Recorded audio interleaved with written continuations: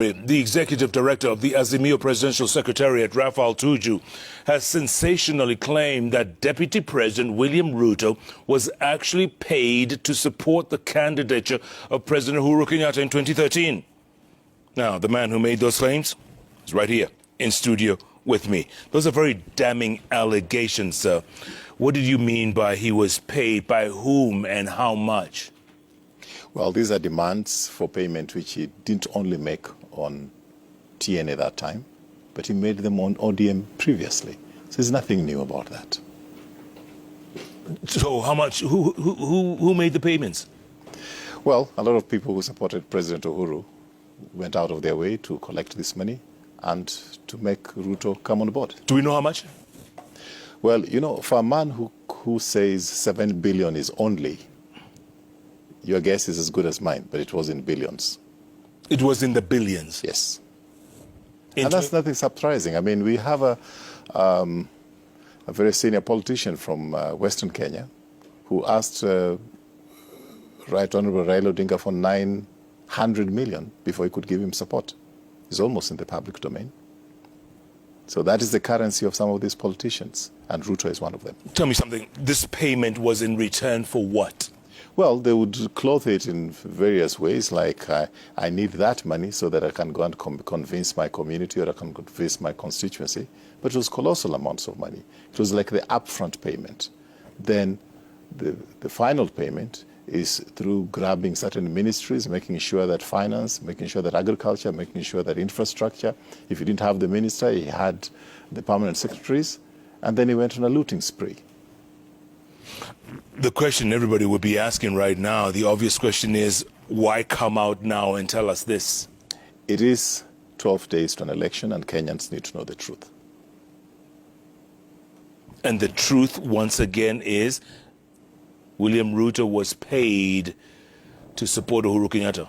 Yes, and I don't know why he thinks that the people from central Mount Kenya area owe him anything, because he was paid off. It was conditional on him receiving this money in advance, and after that, getting certain key ministries, which is okay if he ran them properly, but he made sure that he was in a looting spree, that's all. And how do we know this is not just sour grapes? You know, you're out to destroy the reputation of Deputy President. How do we know this? Well, does he have a reputation? I mean, you just have to look at the Muteshi land, Western Hotel, Kenya Pipeline land, Ngong Road, Taveta Critical's land, Rorkio Marer, where he talks about only 7 billion lost, Uhuru Gardens, which everybody knows, he was occupying it. So I don't know what reputation you have to talk about Ruto, really. And in fact, I'm even wondering why I made this statement sometime early this morning, and everybody was saying, is it true, is it true? I mean, is it beyond Ruto to do those kind of things, given what he has done in this country? And the other question people will be asking is, what kind of evidence do you have, sir? What kind of evidence do you have? Do you have hard evidence? Yes. If it is necessary for me to repeat this in a court of law, I will, because I know I have the evidence. And it is not only me who has the evidence. Do find out from a lot of people in our circles. They'll tell you that there was no way Ruto was going to give anything for free. And who actually made the payment? Do we know? You said there were well-wishers, right? Yeah, well-wishers, people around, good supporters of President Kenyatta, who negotiated the deal for him to be able to support President Kenyatta. It wasn't for free. The president was also part of the payment? Did he pay him as well? Well, I won't talk on behalf of the president. You can ask him. Those are some serious allegations, you know, with 12 days to the elections, huh? Well, I think that it's not out of character.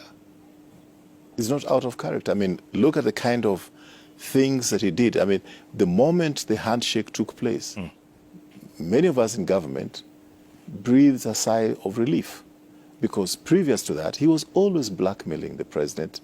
He was controlling parliament through Duale, and of course, the speakers were on his side. The speakers were on his side. Am I lying?